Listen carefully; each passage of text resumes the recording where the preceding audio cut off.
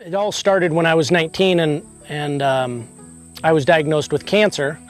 And when something like that hits, you start to ask yourself questions on why and how and what can we do about it, or what could have we done about it. And a lot of the research that we did and the people that we heard talk, a lot of those factors were that our food had changed so much. So we started to ask ourselves, initially what did we want to eat as a family? And then we had a great opportunity, and we had a farm that we could change back and grow the food that we wanted.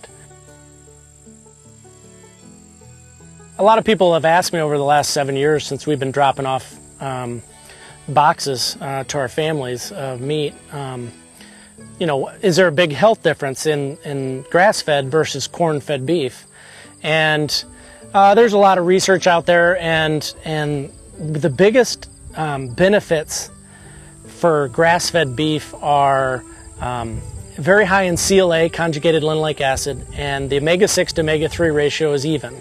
Common sense-wise, a natural diet to an animal is going to produce a natural protein and natural fat. We've had some families that have had digestive problems with their children, and even eczema and acne and other, you know, minor problems that, you know, maybe a medication could take care of here and there. But once they start changing the food that they eat, the body almost naturally senses that and takes that food in and repairs the damages or illness that are occurring. I get a lot of questions. Probably one of the most popular questions that we get is, you know, the food seems expensive.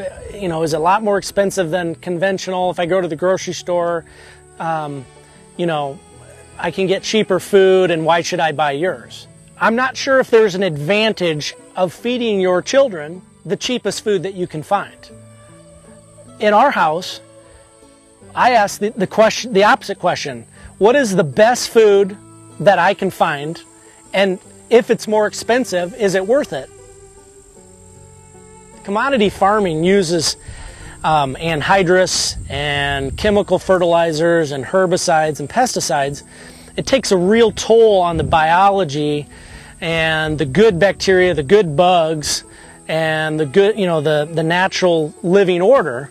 You know, we don't need antibiotics in the feed. We don't need to worry about sickness or you know, problems with the animal's rumen.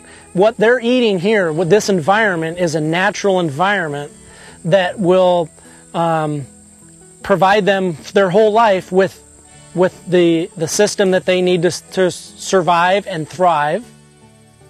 When people throw around the word sustainable, that's what I think sustainable means, is you just allow nature to do the work for you.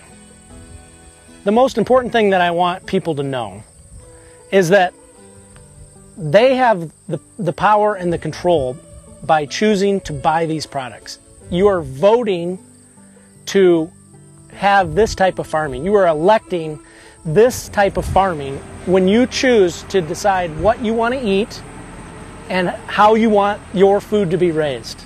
The next time you drive through, I want you to take a look at all the fields. And I want you to count on how many fields you can find that don't have corn and soybeans. And then ask yourself why.